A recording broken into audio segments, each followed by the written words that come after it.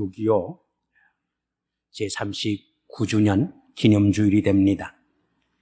6.25와 주일이 함께 오는 해는 극히 드뭅니다. 그런데 금년에는 6.25와 주일이 일치하고 있습니다. 때문에 6.25 동란에 대한 우리의 기억이 더욱 새롭습니다. 왜냐하면 39년 전에 6.25가 터진 것은 주일 새벽이었기 때문입니다. 북한의 공산주의자들은 치밀한 계획과 많은 훈련과 완벽한 전략을 세워서 평화롭게 잠든 새벽에 우리 미군들이 철수하고 공무원들과 군인들도 휴일을 즐기는 틈을 타서 일제히 공격을 가했습니다. 그리하여 우리 민족 역사상 유례를 찾아볼 수 없는 동적 상전의 유효를 빚어내게 된 것입니다. 지난 6월 23일자 LA 타임즈에 보니까 이 6.25 동란으로 인해서 죽은 사망자가 150만을 넘고 부상자가 300만을 넘는다고 했습니다. 그리고 1000만 이상의 이산 가족을 산출했습니다. 그런가 하면 1953년도 휴전될 때까지 한국 전선에서 죽은 미군 병사들의 수만 해도 5만 4천, 부상자는 10만 3천, 그리고 전쟁 포로자가 7천여 명, 그리고 전쟁으로 실종된 미국 병사들이 8천을 넘는다고 기록한 것을 읽었습니다. 참으로 잊으랴 어찌 우리 그날을 6.25의 노래 그대로 우리는 그때 아버지와 자식이 형제와 형제가 총뿌리를 서로 맞대고 죽이고 싸웠던 것입니다. 우리는 이 비도덕적이고 잔인하고 처절했던 민족적 수치의 날을 결단코 잊을 수가 없는 것입니다. 그러면서도 인간은 건망증 환자들입니다. 그 처참했던 6.25를 이제는 많은 사람들이 잊어가고 있습니다. 많은 사람들의 기억 속에서 6.25는 The Forgotten War, 잊혀진 전쟁으로 변하고 있는 것입니다. 그때 우리는 가진 것이 없었지만은 살았다고 하는 그 자체만으로도 삶의 감격과 기쁨과 감사가 있었습니다. 그러나 우리는 지금 많은 것을 소유했고 많은 것을 얻었지만은 참된 그때의 삶의 감격과 기쁨과 감사를 상실하고 오히려 살아가는 것입니다. 그것은 우리가 그 고난의 날들을 잊어버렸기 때문입니다. 그러면서도 이것이 또한 연약한 우리 인간들의 실존인지 모르겠습니다. 옛날 이스라엘 백성들도 옛날 과거의 일을 망각하고 곧잘 살아갔던 것입니다. 그래서 오늘 본문에 보면은 모세가 이스라엘 백성들을 향하여서 옛날 일을 기억하라고, 역대의 연대들을 생각하라고 간절히 호소를 한 것입니다. 그 옛날을 기억하기 위해서 부모들은 자식들에게 옛날을 가르쳐주고 자식들은 내 부모들에게 그날을 물으라고 말씀하고 있는 것을 읽을 수 있는 것입니다. 왜냐하면 과거를 잊지 않고 그 과거의 역사 속에서 하나님의 주시는 교훈을 배우고 기억할 줄 아는 백성들은 결코 멸망하지 않는 까닭입니다. 결코 부끄러운 삶을 살지 않는 삶의 지혜를 얻는 때문입니다. 그러한 백성들은 과거의 수치와 실패를 또다시 반복하지 않는 삶의 슬기를 배우기 때문입니다. 그러므로 이스라엘의 영도자 모세는 얼마 남지 않은 자기의 생애를 바라다 보면서 유언삼아 과거의 하나님의 사랑과 은총을 망각한 이스라엘 백성들을 향하여서 옛일을 기억하라고, 역대의 연대를 생각하라고 간절히 충고하게 된 것입니다. 아마 이 말씀은 제가 생각하기로는 이스라엘 백성들이 출애굽해서 광야에서 한 39년 동안 요리방황하다가 곧 가나안 복지에 들어갈 그 모세의 종말에 주신 말씀이라고 기억을 합니다. 모세는 오늘 본문 말씀 속에서 세 가지 중요한 사실을 이스라엘 백성들에게 상기시켜주고 있습니다. 첫째는 9절과 10절에 기록되어 있는 광야의 고난길에서 하나님은 이스라엘 백성을 버리시지 아니하시고 눈동자와 같이 보호하시고 지켜주시었다고 하는 말씀입니다. 두 번째는 11절에서 12절에 기록된 하나님은 마치 어미 독수리가 새끼 독수리를 훈련하고 연단하는 것처럼 이스라엘 민족을 훈련시키고 연단시켜 주시었음을 말씀하고 있습니다.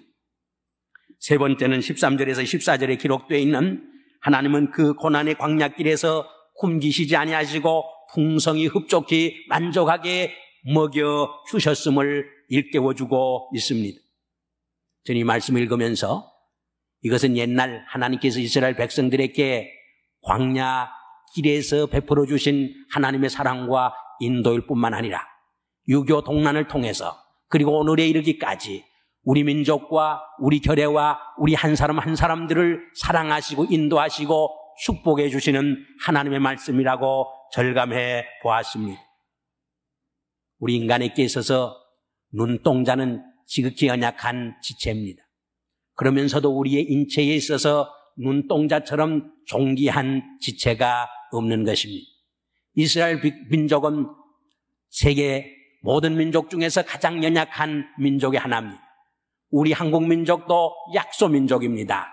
그러나 하나님은 지난 과거 역사 속에서 우리 결례와 이스라엘 백성들을 눈동자처럼 지키시고 보호하시며 사랑해 주신 것을 여러모로 우리들이 깨닫게 되는 것입니다.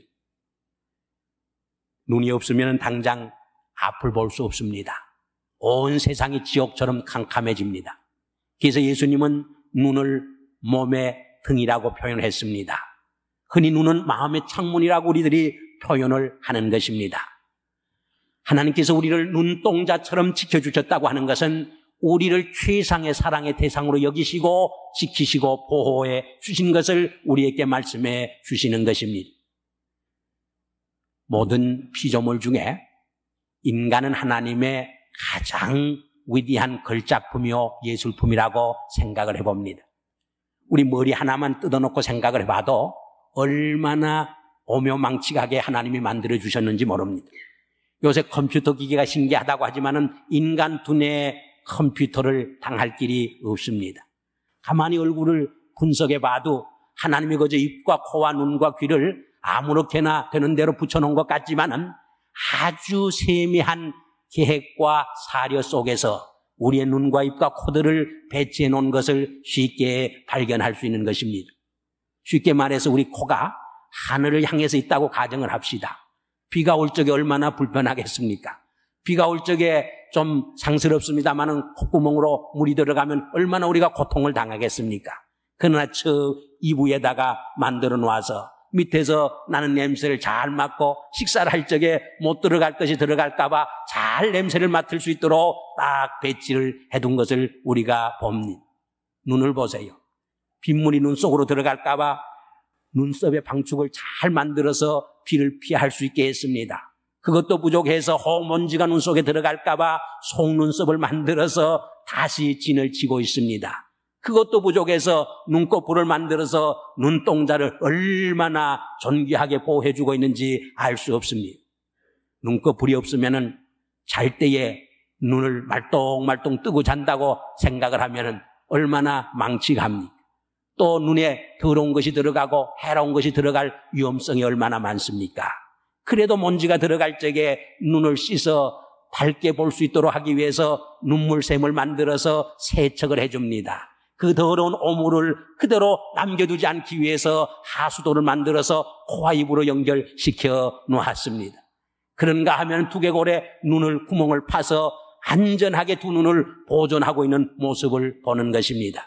하나님께서 우리를 눈동자와 같이 보존하고 지켜주셨다고 하는 것은 얼마나 고귀한 사랑으로 우리를 감싸주시고 인도하시고 보호해 주셨다고 하는 것을 우리에게 말씀해 주는지 알 수 없는 것입니다. 우리는 유교 동란을 통해서 지금까지 우리 민족을, 우리 하나하나를 하나님께서 눈동자처럼 지켜주시고 보호하시고 인도해 주신 사랑을 절실히 깨닫게 되는 것입니다. 몇 가지 예를 듭시다. 유교 직후에 유교가 터졌을 적에 미국의 태평양 함대가 오키나와에 있었습니다. 한국에 가까운 오키나와에 있지 아니하고 저 멀리 있었다고 하면은 우리는 한국전에서 패전을 당할 수밖에 없었을 것입니다. 우리 민족은 아마 희망이 없었을 것입니다. 두 번째로 유엔 안보 위원회가 소집되어서 한국 파병 문제를 결정하는 회의에 소련의 대표가 거부권을 행사하기 위해서 오고 있었습니다. 그러나 그가 탔던 비행기가 하필이면 고장이 나서 그 시간 내에 회의장에 도착하지 못한 것입니다. 여러분, 이것을 우연의 일치라고 말할 수 있겠습니까?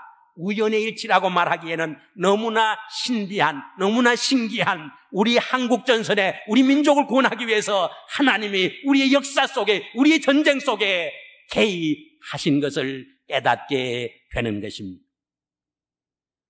세 번째로, 당시 유엔 총회가 개회 중에 있었습니다. 만일 유엔 총회가 모이지 않는 때였다고 하면은 한국에 파병하기 위해서 유엔 총회를 소집하고 또 그것을 결정하기 위해서 몇 달 시간을 끌었다고 하면은 우리 민족은 끝장이 났을 것입니다. 그러나 회의 중이었기 때문에 파병을 신속히 결정할 수 있었습니다. 우리가 역사를 공부해보면 한 나라를 침략하기 위해서 많은 나라들이 연합을 해가지고 침공을 한 적이 있습니다. 그러나 한 국가를, 한 민족을 지켜주기 위해서 16개 국가들이 연합해서 공동 전선을 편 적은 역사상 없는 것입니다. 네 번째로, 메가드 장군의 인천 상륙장전은 완전한 성공이었습니다. 하나만 더 든다고 하면 해방 이후에 북한 땅에 3,000명 이상의 소련의 군사 고문단이 파견되어 있었습니다. 그러나 유교가 발발하면서 모든 소련의 군사 고문단들이 다 철수를 한 것입니다. 그것은 유교 전쟁에 대한 책임을 지지 않기 위해서 소련이 다 철수시킨 것입니다. 만일 소련의 군사 고문단이 주둔했다고 하면은 한국 전선의 상황은, 한국 전쟁의 상황은 달라졌으리라고 쉽게 우리가 추리를 해 볼 수 있는 것입니다. 이렇게 생각해 볼 적에 하나님은 6.25 동란 속에서도 눈동자와 같이 우리 민족을 지켜주시고 보호하시고 이끌어 주셨던 것을 쉽게 발견할 수 있는 것입니다. 두 번째로, 그러나 하나님은 또한 광야길에서 이스라엘 백성들을 독수리처럼 훈련하고 연단시켰다고 말씀합니다. 11절에 보면은 마치 독수리가 그 보금자리를 어지럽게 하며 그 새끼 위에 너풀거리며 그 날개를 펴서 새끼를 받으며 그 날개 위에 그것을 엎는 것 같이 여호와께서 홀로 그들을 인도하셨고 했습니다. 여기서 모세는 위에서 말한 것과는 전혀 다른 하나님의 이미지를, 하나님의 상을 우리에게 말씀해 주고 있는 것입니다. 그것은 하나님을 독수리로 비유해서 마치 어미 독수리가 새끼 독수리를 훈련하고 연단하는 것처럼 이스라엘 백성들을 연단하고 훈련하셨다고 하는 내용의 말씀인 것입니다. 날마다 부모가 자식을 눈동자처럼 보호하면 연약한 자식이 됩니다. 그러나 때로는 독수리와 같이 사납게 연단하고 훈련할 적에 참 불굴의 정신을 가지고 승리할 수 있는 자녀가 될 수 있는 것입니다. 여기 아주 중요하고도 심오한 진리와 교훈이 담겨져 있는 것을 우리는 배웁니다. 그럼 독수리가 그 새끼를 어떻게 훈련하고 연단하는 것입니까? 11절에 보면 보금자리를 어지럽히고 그 새끼 위에 너풀거리며 그 날개를 펴서 새끼를 받으며 그 날개 위에 그것을 엎는 것 같이 한다고 말씀을 합니다. 무슨 말입니까? 이 모든 말씀은 어미 독수리가 새끼 독수리를, 강한 독수리를 만들기 위해서 어떻게 훈련하고 어떻게 연단시키는가를 구체적으로 보여주는 내용의 말씀인 것입니다. 이 독수리들은 아무나 손이 갈 수 있는 그런 곳에 집을 짓지 않습니다. 아주 절벽의 벼랑에 보금자리를 만듭니다. 그리고 부드러운 깃털을 갖다가 폭신폭신한 보금자리 침대를 만들어서 새끼를 키우게 됩니다. 난공불락의 요새에서 어미가 갖다주는 음식을 먹으며 염려와 걱정 없이 행복하게 새끼들은 자랍니다. 그러나 어느 날 어미는 갑자기 행동을 변화시켜서 새끼들을 둥우리에서 내어 쫓습니다. 어떤 조류학자의 말을 빌린다고 하면은 이 어미 독수리가 새끼를 내어 쫓기 위해서 침대의 보금자리에 폭신폭신한 모든 깃털을 물어서 밖으로 버린다고 합니다. 또 어떤 학설에 의하면은 일부러 가시를 물어다가 보금자리에 집어넣는다고 하는 것입니다. 새끼들은 더 이상 보금자리에 머물 수 없어서 밖으로 나옵니다. 그때의 어미 독수리는 냉정하게 무자비하게 새끼 독수리를 저 절벽 밑으로 땅으로 떠다 밀어내칩니다. 하나님은 종종 자기의 사랑하는 성도들에게 어려운 시험과 시련을 줄 때가 있습니다. 그때 많은 성도들은 하나님이 살아계신다고 하면 왜 나에게 이런 어려운 시험을 주십니까? 왜 이렇게 재난을 주십니까? 회의를 품습니다. 원망합니다. 질문을 던지는 것입니다. 그러나 이것은 독수리 어미가 새끼를 훈련하고 연단하는 것처럼 하나님이 자기의 백성을, 자기의 사랑하는 성도들을 훈련시키고 연단시키기 위한 디스플린입니다. 징계요, 채찍이요, 훈련이 되는 것입니다. 그러나 성경에 분명히 우리에게 보여주는 사실은 하나님은 우리를 완전히 고난과 시험 가운데 버려두지 않는다는 사실입니다. 본문에 보면 보금자리를 어지럽힌 후에 그 새끼 위에 너풀거린다고 했습니다. 영어 성경에 보면은 hovers over its young. 이 젊은 새끼 독수리의 어미 독수리가 hovers 하면은 날아가지 아니하고 공중에 붕 떠가지고 내려다 지켜보는 모습을 말합니다. 그러다가 새끼 독수리가 땅에 떨어져 죽을 위기에 직면했을 적에 쏜살같이 땅으로 내려가 새끼를 품어가지고 등이 없고 다시 천국으로 높이 오르게 된다는 것입니다. 이 훈련을 계속 반복하는 것입니다. 이 훈련을 어느 때까지 계속 반복하는 것입니까? 어린 새끼 독수리가 자기의 날개가 스스로 나서 스스로 자기가 창공을 홀홀 나를 때까지 계속하고 반복하게 되는 것입니다. 여기서 우리가 분명히 배울 수 있는 두 가지 진리가 있습니다. 하나님은 결코 자기의 사랑하는 백성을 멸망 속에 버려두시지 않는다고 하는 사실입니다. 만일 어미 독수리가 새끼 독수리로 하여금 땅에 떨어져 죽는 죽음을 당하게 한다고 하면은 어미 독수리의 체면이 무엇이 되겠습니까? 하물며 전지전능하신 하나님이 결코 그러한 실수를 저질지 아니할 것입니다. 다른 하나는 반복되는 훈련과 연단을 통해서 마침내 우리들로 하여금, 성도들로 하여금 스스로 믿음의 날개를 가지고 홀월 황풍을 탈 수 있도록 성장시켜 주신다고 하는 사실입니다. 이때 지나간 모든 시련과 연단은 오히려 나에게 축복의 밑거름이 되고 성장의 도구가 되었음을 깨닫게 됩니다. 이렇게 스스로 믿음의 날개를 가지고 상공을 홀홀 나르고 황풍을 타고 나를 수 있게 될 적에 세상에 겁날 것이 없게 되는 것입니다. 이 독수리는 황풍이 불어오면은 본능적으로 미리 알게 되어 있다고 합니다.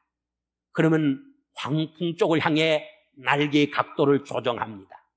그리고 그 광풍이 불어올 적에 쓰러지거나 밀려나는 것이 아니라 오히려 그 광풍의 기류를 타고 높은 고공으로 떠오르게 됩니다.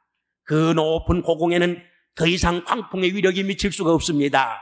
그 독수리는 아래의 폭풍우를 내려다보면서 유유히 광대한 하늘의 아름다움을 만끽하게 되는 것입니다. 그러나 믿음의 날개가 없는 사람들은 광풍이 불어올 적에 만신창이 되고 맙니다. 유교 동란을 통해서 하나님은 우리로 하여금 믿음의 날개로 하여 고난 속에서도 광풍을 타고 나를 수 있는 연단과 훈련을 해 주셨다고 말하지 않을 수 없습니다. 마지막으로 하나님은 고난의 광야길에서도 흡족히 자기 백성을 먹여 주셨음을 상기시켜 줍니다. 하나님은 유교 동란 속에서도 우리 민족을 육신적으로 굶지 아니하도록 먹을 것과 입을 것을 여러 나라를 동원시켜서 풍성히 배급해 준 것을 우리는 기억합니다. 그러나 제가 말씀드리고 싶은 것은 그런 육신의 양식이 아닙니다. 6.25 전쟁을 통해서 우리 민족에게, 우리 각자에게 베풀어 주신 정신적인 양식과 영적인 양식에 관해서 말씀드리고 싶습니다. 6월 23일자 LA 타임즈에 보니까 이런 말이 기록되어 있어요. Their story should inspire future generation of Americans to the simple truth that freedom is never free. Its price is constant vigilance, valor, and self-sacrifice. 미국 병사들이 한국 전선에 참여한 그 이야기는 미국인의 오고 오는 세대 속에 자유는 결코 공짜가 아니라고 하는 사실을, 그 값은 계속적인 지킴과 용기와 자기 희생을 의미하는 것을 가르쳐 줄 것이라고 이렇게 말하고 있는 것을 읽어봤습니다. 우리는 유교 동란 속에서 자유의 값이 얼마나 고귀하다고 하는 것을 절실히 깨달았습니다. 그러나 제가 감사하는 것은 그 전란 속에서 죽음의 현장에서 하나님의 사랑을 통해 영원한 진리를, 영원한 구원의 도리를 우리에게 일깨워 주신 일을 인하여 오히려 감사와 영광을 하나님께 돌립니다. 제가 잘 아는 친구 목사님은 서울에서 성공적인 목회를 합니다. 4대 독자입니다. 유교 때 뒷마을 산에 숨어서 몇 주일을 굴 생활을 했습니다. 그런데 굴 속에 숨어 살 적에 그 무뚝뚝한 아버지가, 한 번도 사랑의 표현을 하지 않는 그 아버지가 하루도 겨누지 아니하고 생명의 무릎을, 위험의 무릎을 쓰고 음식을 배달해 주었습니다. 그리고 이놈은 몸 조심히 하고 사랑의 긴 이야기도 하지 아니하고 내려가곤 했습니다. 근데 마지막 며칠은 아버지가 나타나지 않았습니다. 내려가 보니까 아버지가 음식을 자기에게 배달하기 위해서 오다가 엄한 인민군에게 붙들려서 총살을 당하고 말았습니다. 아버지의 죽음 앞에서 자기를 향한 아버지의 희생적인 사랑을 뼈저리게 체험하고 깨달은 것입니다. 우리는 유교 동란 속에서 많은 죽음의 희생을 지불하고 우리를 향한 하나님의 고난과 하나님의 희생의 사랑을 절실히 배우고 깨달은 것입니다. 요한복음 9장에 보면은 나면서 소경된 자 이야기가 나옵니다. 예수님의 제자들이 예수님께 그가 소경된 것은 부모의 죄 때문입니까? 자기 자신의 죄 때문입니까? 질문을 합니다. 예수님은 자기의 죄 때문도 아니요, 자기 부모의 죄 때문도 아니요, 하나님의 하시고자 하는 일을 하기 위함이라고 말씀을 했습니다. 저는 분명히 말씀할 수 있습니다. 유교는 우리 민족이 지은 죄의 채찍이었고 회개를 위한 하나님의 징계였다고 말할 수 있습니다. 그러나 또한 유교는 우리 민족을 훈련하고 연단시키기 위한 하나님의 디스플린이었다고 말할 수 있습니다. 그러나 유교를 통해 하나님은 우리 민족을 향해 원하시고 하는 섭리와 뜻이 있었음을 우리는 분명히 깨닫게 됩니다. 우리는 민족의 순환사 속에서 이 하나님의 우리 민족을 향한, 우리 민족을 통해서 이루고자 하는 하나님의 섭리와 뜻을, 하나님의 구속의 역사를 바라볼 수 있을 적에 우리는 결코 수치스러운 과거의 경험이 아니라 영광스러운 상처가 될 줄 압니다. 이러한 축복이 오늘 아침 우리에게 함께 하시기를 주의 이름으로 기원합니다.